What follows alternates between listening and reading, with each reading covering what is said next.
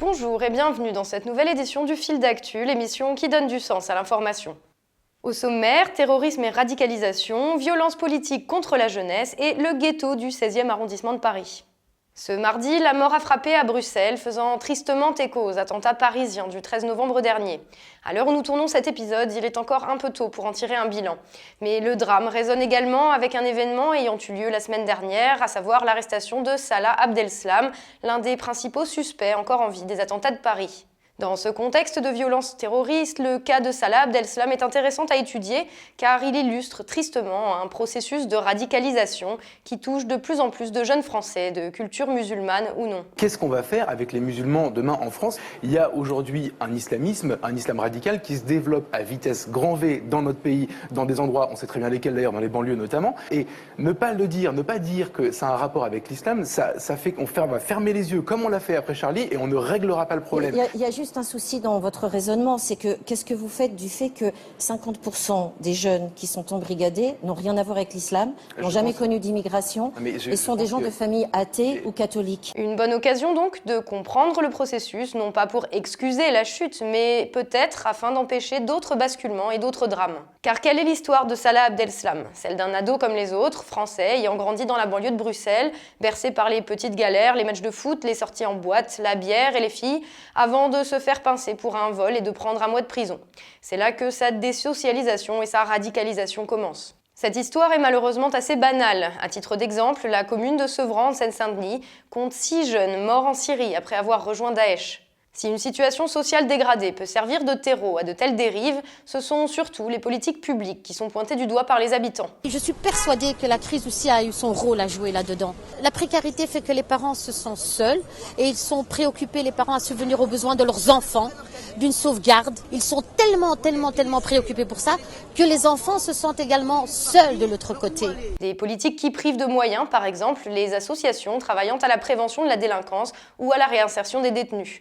Des politiques qui contribuent à détricoter le lien social jusqu'à ce que les structures religieuses prennent le relais. Des politiques notamment mises en œuvre par l'ancienne secrétaire d'État à la ville, une certaine Myriam El Khomri. Mais également un traitement plus idéologique et électoraliste de la lutte contre la radicalisation que réellement basé sur les réalités de terrain. C'est en tout cas ce que dénonce Dounia Bouzar, chercheuse au Centre de prévention contre les dérives sectaires liées à l'islam, pour qui une mesure comme la déchéance de nationalité, faute de dissuader les apprentis terroristes de passer à l'acte, dissuaderait en réalité les parents de signaler les jeunes en voie de radicalisation. On pourrait aller beaucoup plus loin. Moi, je trouve que l'idée de leur envoquer, de les interner, de faire de la rétention administrative, ces gens-là sont dangereux, sont une menace pour notre sécurité, il faut les neutraliser. Comment savez-vous? Oui, il faut les juger d'abord. Mais non, le problème, c'est que c'est justement, on fait la guerre ou on fait pas la guerre. Les 4000 personnes qui sont signalées, sur les 4000 personnes, c'est 3800 parents qui ont téléphoné à la police pour dire « mon enfant est en train de se faire embrigader ». S'ils nous écoutent aujourd'hui, je peux vous assurer d'une chose, il n'y a plus un seul parent qui va signaler que son enfant est embrigadé. Parce que vous avez dit « on va tous les interner d'emblée dès qu'ils sont signalés ». Alors là maintenant, vous êtes en train de tout casser le système de prévention. Malheureusement, les attentats de Bruxelles risquent de renforcer encore cette logique absurde, à croire que le gouvernement préfère crier au feu plutôt que d'éteindre l'incendie. Alors que le refus de la loi travail s'affirme jour après jour chez les étudiants et lycéens, le gouvernement de Manuel Valls semble décidé à jouer la confrontation et le rapport de force.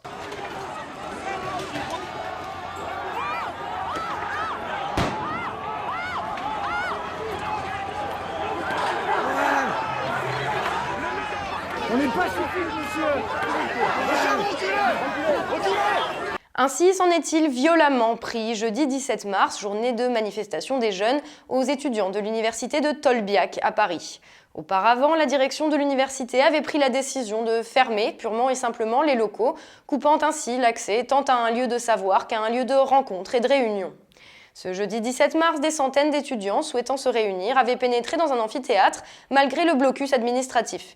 Ils ont alors été violemment délogés et molestés par les forces de l'ordre, tout comme les très nombreux autres étudiants et simples passants assistant à la scène. Moi j'ai 13 ans, je passais et il y avait un policier et il y avait une personne qui était derrière lui. Il a jeté une carafe de bière sur lui et il s'est cassé et il pensait que c'était moi. Donc ils m'ont donné un coup de matraque. Qui t'a donné un coup de matraque? Un policier. Et après j'ai pleuré, il y a un garçon qui m'a pris dans les bras, il m'a emmené jusque chez moi, etc. Un grand nombre de personnes ont ainsi été blessées et certaines arrêtées et inculpées sous des prétextes plus qu'hasardeux. L'image d'une étudiante matraquée simultanément par plusieurs policiers a notamment fait le tour des réseaux sociaux. Au fil d'actu, nous n'hésitons pas à poser la question de la légitimité d'un gouvernement qui préfère, au lieu de l'écouter, mépriser et brutaliser la jeunesse de son pays uniquement parce que celle-ci refuse l'avenir sombre qu'on lui vend comme inévitable. Je parle avec des gens qui sont des ouvriers, des salariés, etc., qui vivent la violence du travail, l'intériorisent et la pensent comme légitime. Alors, quand je vois tous ces gens-là qui sont en sciences sociales, en histoire, en lettres, etc., je pose la question, qu'est-ce que nous, on va apporter à cette société-là parce qu'il faut aller dans un autre sens. Une jeunesse qui, il y a encore quelques mois, se rassemblait autour d'un pacte républicain depuis dévoyé par ceux qui prétendent l'incarner. D'autant que le fait de substituer la matraque à la conversation produit un autre effet pervers, le discrédit jeté sur les forces de l'ordre instrumentalisées par les politiques et qui préféreraient sans doute protéger les citoyens plutôt que de les réprimer. C'est pas philosophe, les amis. Faire confiance, non mais attendez. Vous frappez pas les gens. Je t'écoute. On n'a pas l'habitude de frapper les gens. Ah bon? Qu'est-ce que vous avez fait à Tolbiac là? Encore une fois, le pouvoir tente ainsi de monter les gens les uns contre les autres. Mais au profit de qui? Et tout de suite, notre séquence, le reste de l'actualité en 1 minute 38 à peu près. L'Agence internationale pour les énergies renouvelables a publié un rapport selon lequel si les politiques faisaient le choix d'investir pour doubler le pourcentage d'énergie renouvelable en le faisant passer de 18 à 36%, cette transformation permettrait de réaliser à long terme de très fortes économies en réduisant notamment les dépenses liées à la pollution atmosphérique et au changement climatique. Cette transition énergétique permettrait également de sauver des millions de vies à l'échelle de la planète. On voit que les solutions existent, encore faut-il vouloir les appliquer. L'industriel, sénateur et milliardaire Serge Dassault est renvoyé en correctionnel pour blanchiment de fraude fiscale. Il est ainsi soupçonné d'avoir dissimulé plusieurs millions d'euros sur des comptes au Luxembourg et au Liechtenstein et d'avoir acheté des voix pour être réélu dans l'Essonne. Rappelons que Dassault est l'homme qui critiquait pêle-mêle les chômeurs, les fonctionnaires, la justice qu'il trouvait laxiste envers les délinquants. Espérons que ses vœux seront réalisés et qu'à son procès, la justice fera preuve d'une tolérance zéro. Lors d'un déplacement, Emmanuel Macron a critiqué la mobilisation contre la loi travail et a déclaré que les jeunes n'ont pas forcément conscience du monde dans lequel nous rentrons. Pas sûr que Macron, énarque, ex-banquier d'affaires, ex-employé chez Rothschild et dont le patrimoine s'élève à plus d'1 million d'euros, soit bien placé pour donner des leçons sur la dureté du monde. Pas sûr non plus qu'ils vivent dans le même monde que la majorité des gens. Et enfin, le géant pétrolier Total renonce à l'exploitation du gaz de schiste dans la région de Montpellier. Depuis des mois, les citoyens et habitants de la région se sont mobilisés contre les pollutions et nuisances que provoqueraient les forages et ont fait plier la multinationale. Une preuve de plus qu'ensemble, les citoyens peuvent changer les choses.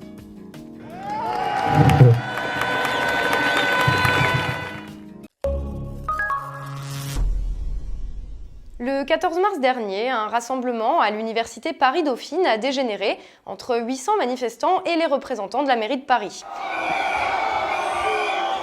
Le sujet n'était pas la loi travail, mais l'installation par la mairie d'un centre d'hébergement de SDF dans le très chic 16e arrondissement, provoquant ainsi la colère d'une partie des habitants de ce quartier le plus riche de France. Contrairement à ce que l'on aurait pu attendre de riches individus responsables, plus de 70% des habitants du 16e arrondissement sont des chefs d'entreprise ou des cadres supérieurs, l'argumentation a vite cédé la place aux invectives et aux insultes. C'est inconstructif, salope! Caca! On peut donc s'interroger sur la sincérité des appels à s'occuper d'abord de nos propres SDF avant de gérer la crise des réfugiés, quand on constate dans les arguments utilisés par les habitants du 16e arrondissement un amalgame complet entre SDF, réfugiés et immigration en général, prétendant que le centre deviendrait une jungle comme à Sangatte ou à Calais. Je pense que le fait d'avoir mis ça dans le bois de Boulogne, quand je dis nouveau Sangatte, j'exagère pas. Vous ne pourrez pas empêcher des gens de venir à côté s'installer. Pour comprendre ces réactions, il suffit juste de prendre un petit peu de recul.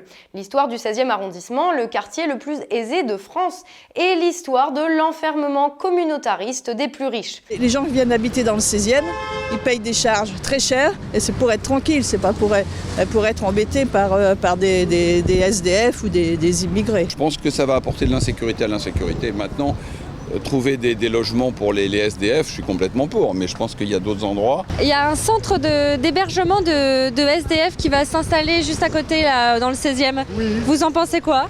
Pourquoi vous nous dites ça? Nous, on n'est pas SDF. Non, non. En effet, dès le 19e siècle, les grandes fortunes se sont installées dans cet endroit qui était alors à la campagne, à l'écart de Paris, loin des usines et de leur fumée.